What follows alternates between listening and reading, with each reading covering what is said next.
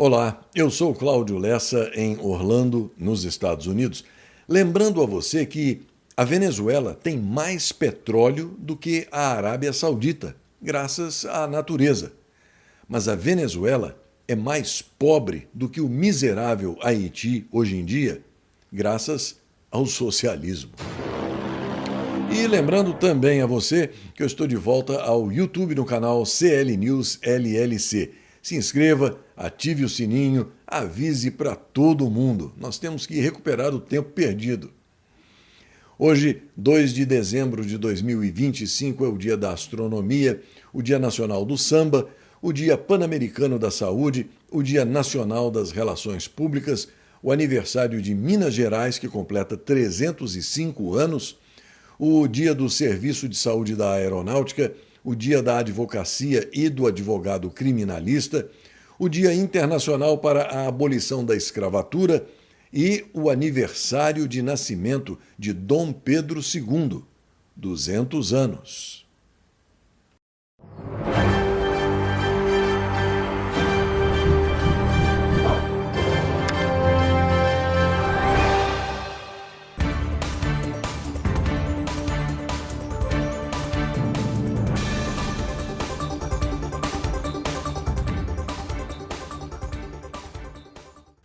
Os indicadores financeiros mostram dólar e euro subindo, bolsa de valores e Bitcoin baixando, IPCA e Selic na mesma e alta do grama do ouro.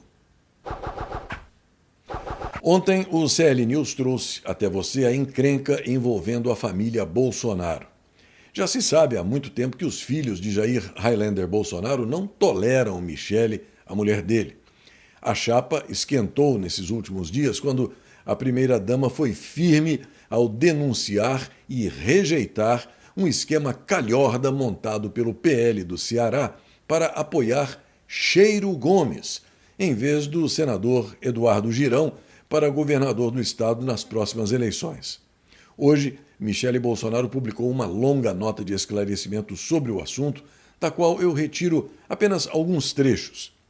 Inicialmente, ela se nega a responder às manifestações dos enteados, por entender que todos vivem tempos difíceis com tempestades de injustiças em mares de perseguição agitados. A primeira-dama diz entender e sofrer a dor deles, porque ela é também a dor dela, enquanto todos lutam pela liberdade e pela vida do presidente. Michele disse respeitar a opinião dos enteados, mas pensa diferente e tem o direito de expressar os pensamentos dela com liberdade e sinceridade.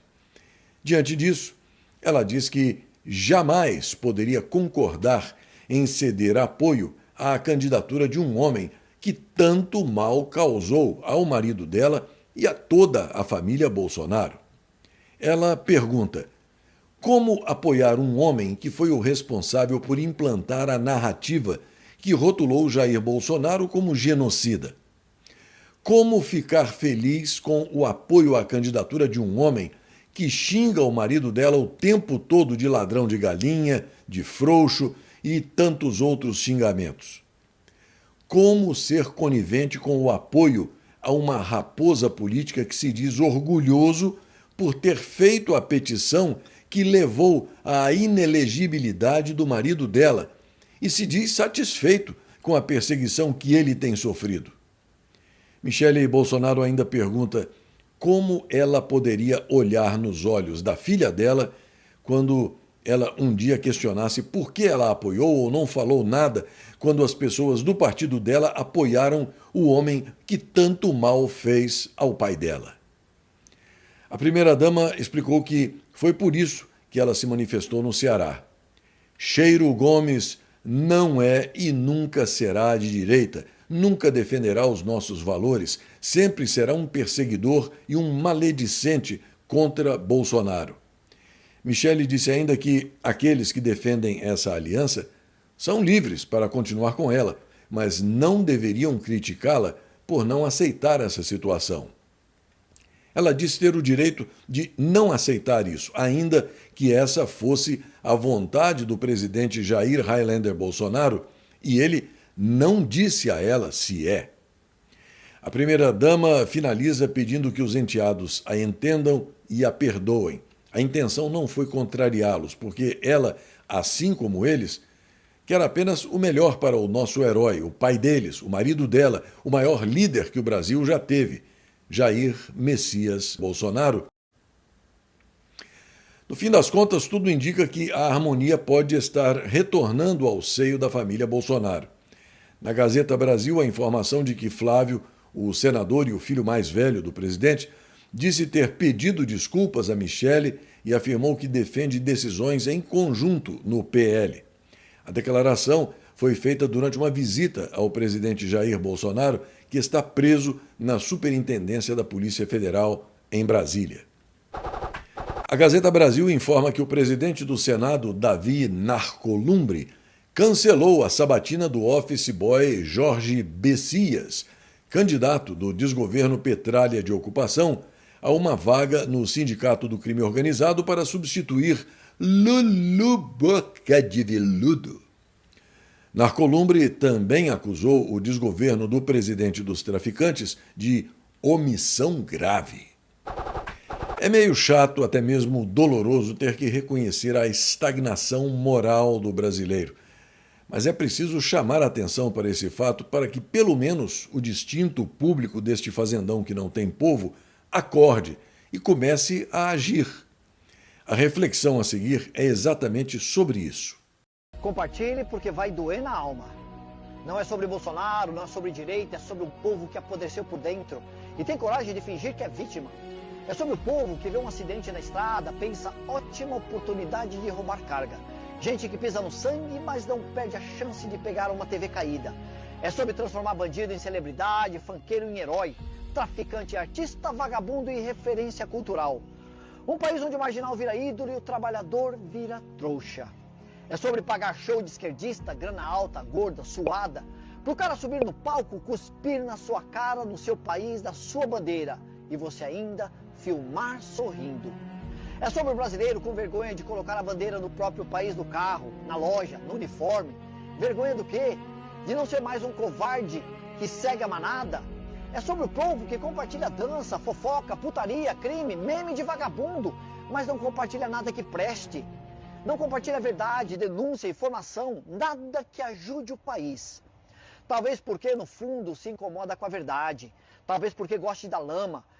É sobre gente que reclama da esquerda, mas compra todos os produtos das empresas que financiam a esquerda. Você acha que está comprando shampoo? Está comprando mais 4 anos de destruição.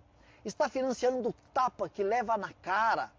É sobre brasileiros que acham esperto, mas vivem de joelhos. Reclamam do imposto da gasolina, roubo, violência, corrupção, mas continuam votando, consumindo e vivendo como gado. Não é sobre Bolsonaro, é sobre político nenhum. Não é sobre político nenhum. É sobre o povo domesticado, que perdeu a vergonha, perdeu a honra, perdeu o senso. Gente que virou espectador da própria ruína. Porque o mal não venceu, o povo é que baixou a cabeça. Não é sobre Bolsonaro, é sobre o povo que desistiu de merecer um país melhor na hora de apertar o botão. Na Gazeta Brasil, a informação de que o Ibovespa operou em forte alta nesta terça-feira, atingindo um marco histórico ao superar a faixa dos 160 mil pontos pela primeira vez. Por volta das 5 da tarde, hora de Brasília, o principal índice da Bolsa de Valores brasileira registrava avanço de 1,21%, chegando aos 160.538 pontos. Em contrapartida, o dólar fechou em queda de 0,52%, cotado a R$ 5,33. O otimismo do mercado é impulsionado principalmente pelas expectativas de corte de juros aqui nos Estados Unidos e pela avaliação de dados econômicos internos que sugerem um desaquecimento maior do que o projetado. O presidente norte-americano Donald Trump disse esperar que o imposto de renda seja abolido em breve aqui nos Estados Unidos. Para ele, não haveria maneira melhor de impulsionar a economia norte-americana. Segundo Trump, em algum momento, num futuro não muito distante, ninguém precisará pagar imposto de renda, porque a arrecadação será enorme. Eu agora peço um pouco da sua atenção para falar com cada netespectador que aprecia e acompanha o meu trabalho jornalístico sobre a necessidade de ajuda. Eu fico bastante constrangido, mas eu não vejo outro jeito senão esse de pedir que você contribua com o que puder e o que quiser, não importa o valor. Eu, inclusive, sugiro a você uma espécie de compromisso informal ou no fio do bigode, como se dizia antigamente. Você pode me enviar uma ajuda, novamente pode ser de qualquer valor, não importa, com a regularidade que você mesmo determinar. O importante é que você assuma esse compromisso informal de me ajudar, seja semanalmente, seja a cada 10 dias, seja a cada quinzena. O número de netespectadores que me acompanha, que me elogia e que compartilha o meu trabalho é bastante grande. Continua crescendo e eu agradeço a cada um por isso. Mas, infelizmente, são poucos os que efetivamente contribuem. Por isso, mesmo muito constrangido, eu volto a pedir. Se você puder, procure se comprometer a me enviar uma ajudinha de qualquer valor, seja semanalmente, ou a cada 10 dias, ou a cada 15 dias. O importante é a regularidade, a constância, porque a união é que faz a força. Mais uma vez, eu agradeço a sua atenção e espero a sua colaboração, fundamental para a sobrevivência desse trabalho informativo. A Gazeta Brasil informa que a crise hídrica na região metropolitana de São Paulo se aprofunda com a queda contínua no nível dos reservatórios. Hoje, o volume útil do SIM, o Sistema Integrado Metropolitano que abastece a Grande São Paulo, atingiu 25,5%, acendendo um alerta máximo entre as autoridades estaduais.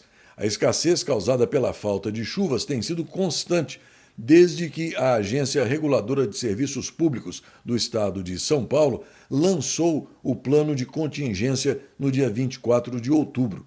Naquela data, o nível do Sistema Integrado Metropolitano já estava em 28,7%. Uma investigação publicada pelo jornal britânico The Telegraph expôs um método que virou rotina em portos controlados por facções na América do Sul. Grupos criminosos passaram a usar embarcações antigas, carregadas com bois, em condições precárias, para mascarar grandes remessas de cocaína destinadas à Europa. Segundo se informa, a prática se consolidou porque as inspeções nesse tipo de navio exigem operações complexas e caras, com remoção de milhares de animais.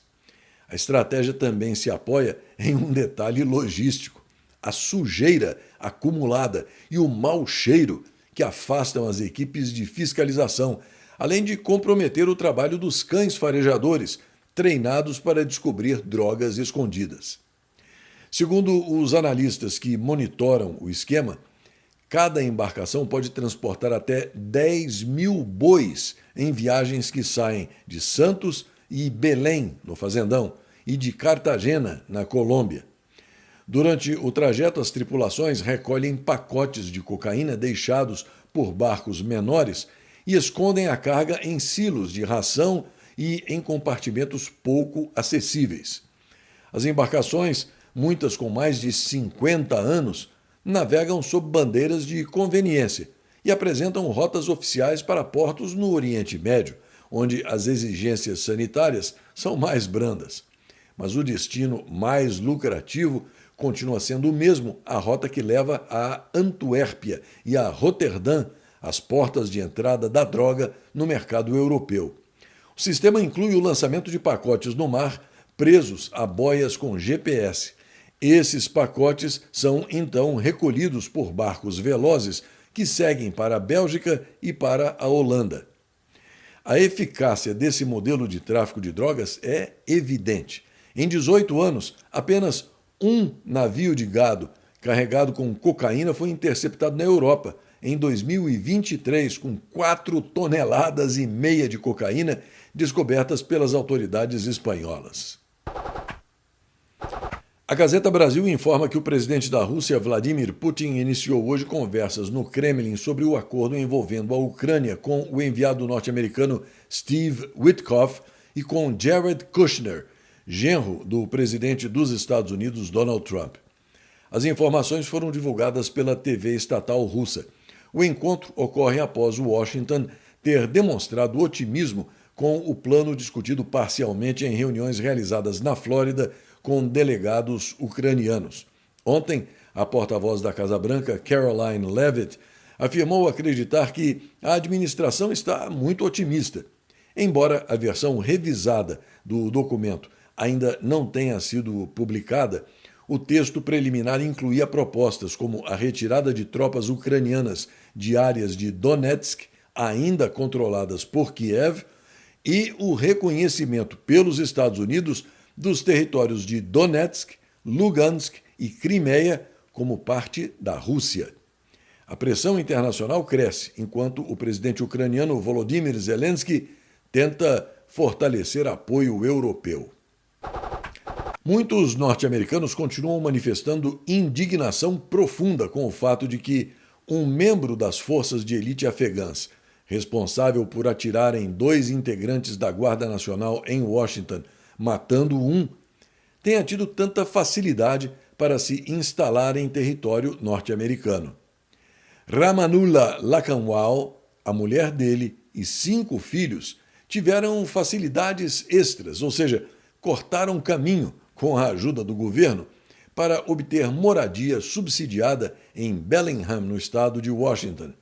Enquanto isso, idosos, veteranos de guerra, pessoas portadoras de deficiência e mães solteiras são obrigados a esperar de 6 meses a 3 anos pela mesma ajuda. O presidente Donald Trump disse hoje que em breve realizará ataques terrestres contra os narcoterroristas, não só da Venezuela, mas também de outros países.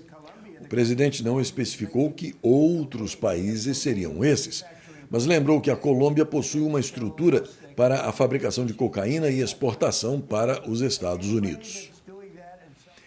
Ao mesmo tempo, segundo o portal Space Liberdade, o presidente norte-americano se envolveu em mais uma controvérsia cabeluda ao decretar o perdão presidencial ao ex-presidente de Honduras, Juan Orlando Hernández, extraditado para os Estados Unidos e condenado a 45 anos de prisão pelo tráfico de centenas de toneladas de cocaína para o território norte-americano. A encrenca se resume ao fato de que Trump acredita que Hernández, aliado de Trump no primeiro mandato do presidente norte-americano, foi vitimizado por inimigos políticos, aliados à turma do ex-presidente Sleepy Joe Biden. Apesar do perdão presidencial se alinhar à narrativa de drenagem do pântano em Washington, a decisão pode minar a credibilidade da luta dos Estados Unidos contra as drogas no exterior. Diversos políticos, tanto democratas quanto republicanos, manifestaram muito desconforto com o perdão presidencial dado a Juan Orlando Hernández, que cumpriu apenas 14 meses da pena e já está de volta a Honduras. Neste dia 2 de dezembro, em 1720, eram criadas as capitanias de Minas Gerais e São Paulo. Em 1825, nascia Dom Pedro II, o último chefe de Estado da monarquia brasileira. Em 1870, estreava no Teatro Lírico Fluminense, em homenagem ao aniversário de Dom Pedro II, a ópera de Carlos Gomes, intitulada O Guarani. Em 1894, o médico bacteriologista e imunologista francês Émile Roux anunciava a descoberta da vacina contra a difteria. Em 1901, o norte-americano King Camp Gillette patenteava um aparelho de barbear de lâminas descartáveis, dando início à Gillette Safety Razor Company. Em 1937, o presidente Getúlio Vargas extinguia, por decreto, todos os partidos políticos. Em 1945, ocorriam as eleições gerais, consideradas por historiadores como a primeira eleição democrática brasileira.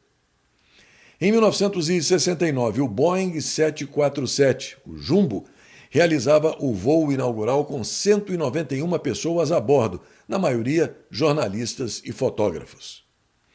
Em 1993 entrava em vigor o Tratado de Maastricht, estabelecendo a União Monetária, Econômica e Política da Europa. E também, em 1993, um grupo de policiais localizava e matava Pablo Escobar, o líder máximo do cartel de Medellín. Esta edição do CL News está quase terminando e eu aproveito para agradecer a você dessa grande família patriota que me recebe na sua casa, prestigia meu NetJornal, me envia mensagens. Lembrando que os números do Pix estão aí, ao meu lado, como sempre, porque a sua ajuda constante e de qualquer valor é fundamental para eu poder continuar nessa tarefa de tentar fazer com que você forme a sua opinião independente. No novo canal do YouTube, você pode acompanhar o Jornal dos Jornais, que vai ao vivo todas as manhãs, além do CL News e do segmento de orações, publicados no começo da noite. Além do YouTube, você pode fazer o mesmo pelo meu website, é claro. Acesse e guarde o link clnewsoficial.com nos favoritos do seu navegador. Aqui vai um forte abraço para o Aloísio Lessa Coelho, Manuela J.F. Betancourt, Alexandro Pedrotti, Jonathan Santos, lá de Cruzeiro do Sul, no estado do Acre, Neide Ribeiro da Fonseca, Otávio Agostinho Baldo Vernaschi, Ana Heloína Martins, Geraldo M.P. Coelho, Luiz Sérgio Tavares, César Batista Regis, José Araújo Filho e para a Lourdes T. Marques, lá de Dourados, no estado de Mato Grosso do Sul. E mais uma coisinha. Falando sério, envelhecer até que não é um problema. O problema mesmo é ver esse Paulo Freireanismo imbecilizando cada vez mais os brasileiros. Até a próxima.